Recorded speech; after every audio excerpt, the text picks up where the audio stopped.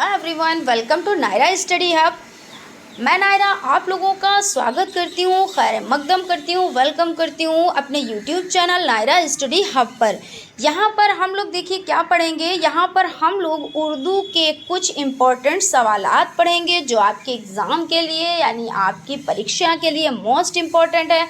So please video को बिल्कुल भी स्किप ना करें और वीडियो को लास्ट तक ज़रूर देखें।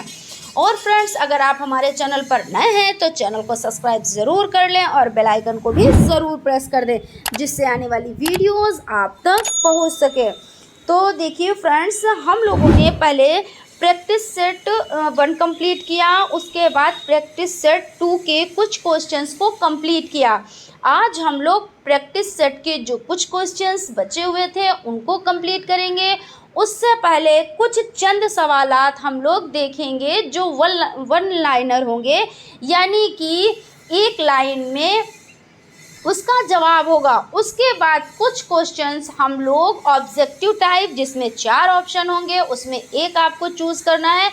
उस तरह के क्वेश्चंस को हम लोग देखेंगे। तो चलते हैं, आज का जो पहला सवाल है उसको देख लेते हैं। उससे पहले फ्रेंड्स देखिए, हम लोग कुछ चीज़ों को समझ लेते हैं। तो सबसे पहले हम लोग क्या समझते हैं, हम लोग ज़बान समझते हैं और बोली को समझ लेते हैं, क्योंकि हमने कई वीडियोस में इसके बारे में चर्चा की है यानी बातचीत की है। लेकिन आज फिर से हम लोग इस पे चर्चा करेंगे, क्योंकि देखिए ये टॉपिक आप लोगों के लिए बहुत ज़्यादा इम्पॉर्टेंट है, इसलिए आप लोग ध्यान से इसको पढ़िए। क्योंकि देखिए ज़बान क्या होती है, ज़बान मतलब भाषा, जो हम अपने विचारों को दूसरों के सामने रख सकें और दूसरों की बातों को हम सुन सकें, तो उसको क्या कहते हैं, तो उसको ज़बान कहते हैं यानी कि भाषा कहते हैं। और जो मादरी ज़बान होती है उसको सीखने के लिए हमें कहीं भी जाना नहीं पड़ता है और हम अपने आप से अपने माहौल में सीख जाते हैं। और उसके बाद मेयारी ज़बान की बात की जाए तो मेयारी ज़बान यानी मानक भाषा होता है। तो मानक भाषा को सीखने के लिए हमें मौल्लिम की ज़रूरत होती है और स्कूल की ज़रूरत होती है, किताबों की ज़रूरत होती है और वक्त की ज़रूरत होती है। तो उम्मीद करती हूँ ये चीज़ आप लोगों को समझ में आ गई होगी। और देखिए बोली क्या होती है, तो बोली अपने क्षेत्र में बोली जाती है, उसको बोली कहते हैं। यानी कि देखिए एक क्षेत्र में जो भाषा बोली जाती है उसे बोली कहते हैं। फिर जब बच्चा आगे बढ़ता है या जब हम लोग आगे जाते हैं 15 से 20 किलोमीटर दूरी पर, तो क्या होता है, तो बोली बदल जाती है। तो वो क्या हो जाती है, तो वो ज़बान हो जाती है, क्योंकि जब कई बोलियां मिलती हैं तब वो ज़बान बन जाती है यानी कि भाषाएं बन जाती हैं। तो इस तरीके से बोली का दायरा सीमित होता है और ज़बान का दायरा बड़ा होता है, ठीक है ना। तो इस तरीके से आप लोग समझ लें। उसके बाद हम लोग एक चीज़ और समझते हैं कि अगर हम लोगों को जैसे कि भाषा सीखनी है तो किस तरीके से हम लोग देखिए 4 तरह से सीख सकते हैं। सुबोपाली, सुनना। देखिए सुबोपाली से हम लोग आपको एक चीज़ डिस्कस कर लेते हैं।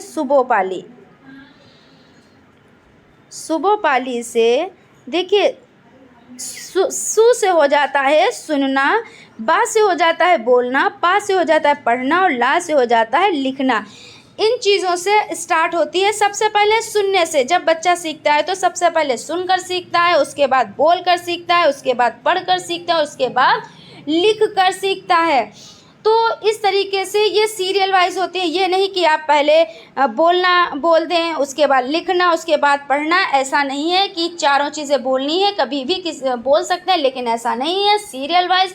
क्योंकि बच्चा जब दाखिला लेता है तो सबसे पहले क्या करता है, सबसे पहले चीज़ों को सुनता है, उसके बाद डिस्कस करता है मतलब बोलता है, उसके बाद पढ़ता है और सबसे लास्ट में वो लिखता है।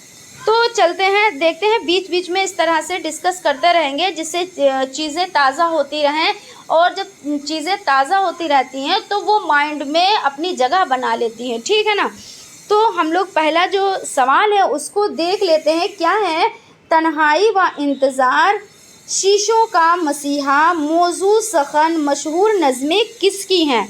तो इसका जो आंसर है वो आपका हो जाता है फैज़, यानी तन्हाई व इंतज़ार, शीशे का मसीहा, मौजू सखन, मशहूर नज़में, तो वो फैज़ की हैं। उसके बाद नेक्स्ट आपका जो सवाल है वो है हाल ही का मरशिया लिखने वाले शायर का नाम, तो सफ़ी लखनवी। कौन है? तो सफ़ी लखनवी हैं। उसके बाद है आपका जो सवाल है, सवाल नंबर 3 है, पतरस बुखारी का इंतकाल कहाँ हुआ?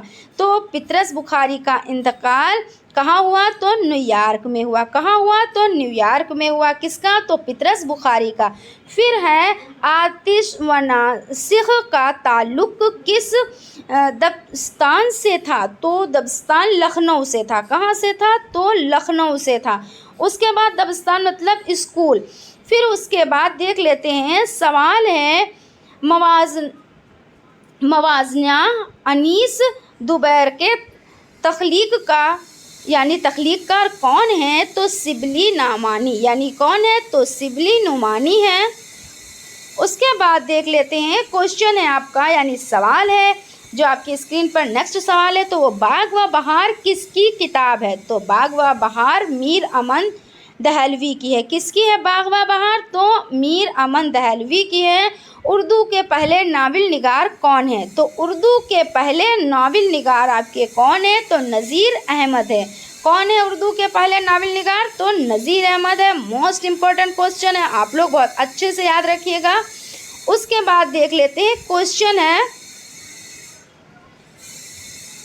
लड़कियों के सरसैयद कौन नावल निगार कहे जाते हैं? तो राशिदुल खैर। कौन? तो राशिदुल खैर। उसके बाद आपका जो सवाल है, अपन वक्त किस का नावल है? तो नज़ीर अहमद का है। किसका है? तो नज़ीर अहमद का है, यानी इबुल वक्त। ठीक है ना। उसके बाद सवाल देख लेते हैं, उर्दू में प्रेमचंद्र का वो कौन सा नावल है जो नामुकम्मल है, यानी कि जो कंप्लीट नहीं हो पाया, जो अधूरा रह गया? तो आप लोग बहुत अच्छे से जानते हैं, आप लोगों ने इसको डीएलएड में भी पढ़ा है। उसके बाद आप लोग जो सीटेट की तैयारी कर रहे हैं उसमें भी आप लोगों ने इसको बहुत अच्छे से पढ़ा है। तो कौन सा है उर्दू में प्रेमचंद्र का वो कौन सा नावल है जो नामुकम्मल है, यानी कि जो अधूरा रह गया? वो है मंगलसूत्र।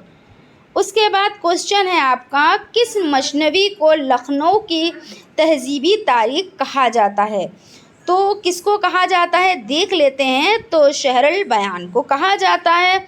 उसके बाद सवाल है, सबसे पहले साहब दीवान शायर कौन है? तो सबसे पहले साहब दीवान शायर कौन है? तो खलीफतब शाह। यानी कौन है? तो खलीफतब शाह हैं। उसके बाद सवाल आपका है, फोर्ट विलियम कॉलेज की सबसे मशहूर किताब कौन सी है?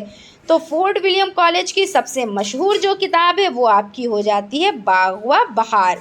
ठीक है ना। उसके बाद सवाल है आपका, उर्दू की मशहूर यानी दिबा करातल अनैन हैदर का असल नाम क्या है? तो ज़र्रीन है। क्या है? तो ज़र्रीन है। उसके बाद सवाल है आपका, उर्दू गज़ल का सबसे बड़ा शायर किसे माना जाता है? तो आप सभी लोग बहुत अच्छे से जानते हैं कि उर्दू गज़ल का सबसे बड़ा शायर माना जाता है गालिब को माना जाता है। उसके बाद इश्ताराह में कितने अरकान होते हैं? तो इश्ताराह में 4 अरकान होते हैं। उसके बाद गज़ल के इस्लाही मानी क्या हैं? तो गज़ल के इस्लाही मानी है महबूब से मोहब्बत की बातें करना। क्या है गज़ल के इस्लाही मानी? तो महबूब से मोहब्बत की बातें करना। हम लोग देखिए जो ऑब्जेक्टिव टाइप क्वेश्चन है, यानी जिसमें देखिए 4 ऑप्शन होंगे, उसमें एक को टिक करना, इस तरह के हम लोग सवाल देख लेते हैं।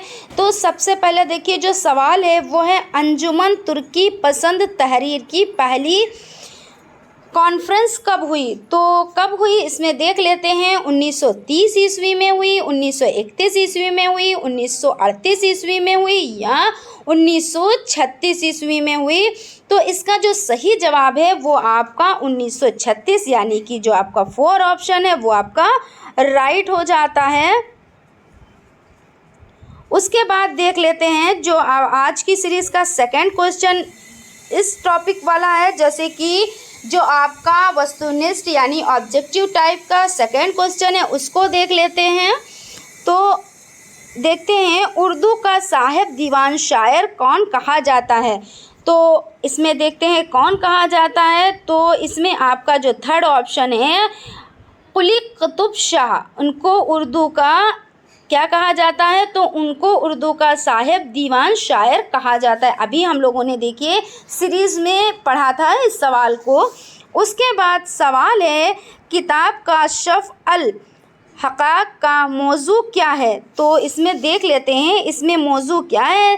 तो सियासत है या तारीख़ है या माशरत है या तनफीद है यानी तनकीद है। तो इसका जो राइट आंसर हो जाता है वो आपका सेकंड ऑप्शन हो जाता है, यानी कि तारीख़ हो जाता है।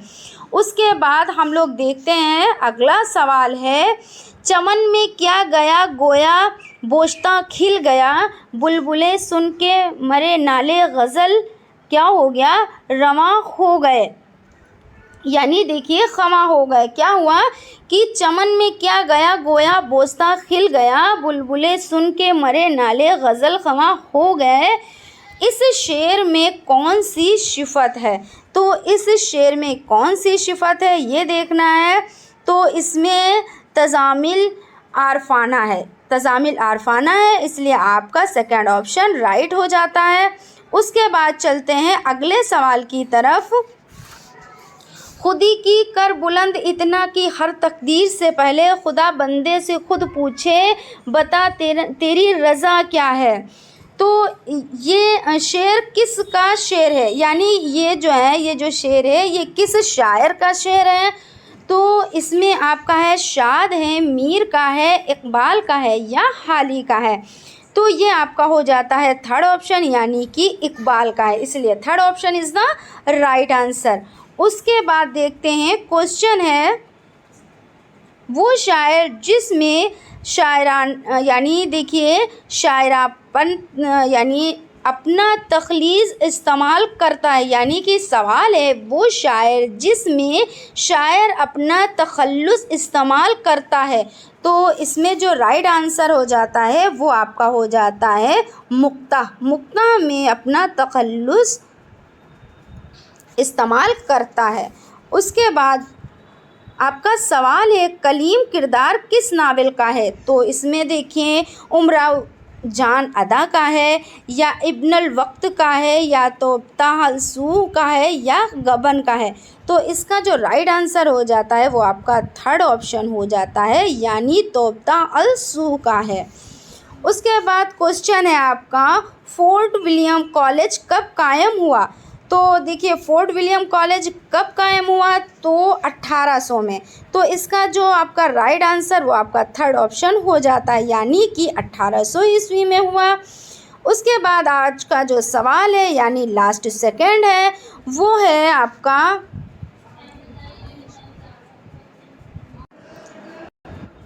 देखिए सवाल है आपका मार्क्सी तनकीद की इब्तदा कब हुई। मार्क्सी मतलब मार्क्सवाद। तो मार्क्सी की तनकीद की इब्तदा कब हुई, तो इसका जो आंसर है वो देख लेते हैं। इसका आंसर है तुर्की पसंद तहरीक, यानी कि जो आपका फर्स्ट ऑप्शन है वो आपका राइट हो जाता है। उसके बाद देखिए सवाल आज की सीरीज़ का जो लास्ट सवाल है वो देख लेते हैं, मीर तकी मीर के दीवान की तादाद कितनी है। तो देख लेते हैं इसमें तादाद कितनी है, तो 7। तो 7 आपका फर्स्ट ऑप्शन में ही मिल जाता है, इसलिए आपका first option is the right answer है। तो फ्रेंड्स आज यहीं तक। आपको हमारी वीडियो कैसी लगती है प्लीज़ कमेंट ज़रूर करें, हमारे चैनल को लाइक करें, सब्सक्राइब करें और बेल आइकन को भी ज़रूर प्रेस कर दें, जिससे आने वाली वीडियोस आप तक पहुंच सकें। फ्रेंड्स देखिए इसमें हम सीरियल वाइज आप लोगों को प्रैक्टिस सेट कराएंगे और आप लोगों के जो पेपर हैं जैसे 2018 का पेपर सॉल्व कराए, उसके बाद 19 का पेपर सॉल्व कराएंगे। इस तरीके से हम सीरियल वाइज पेपर को सॉल्व करते रहेंगे, इससे आप लोगों की बहुत अच्छे से तैयारी हो जाएगी। अगर आप खाली वीडियोज़ ही देख लेंगे तो आप लोगों का बहुत अच्छे से तैयार हो जाएगा और आप लोग बहुत अच्छे से पेपर कर पाएंगे। सो फ्रेंड्स आज यहीं तक। Thank you.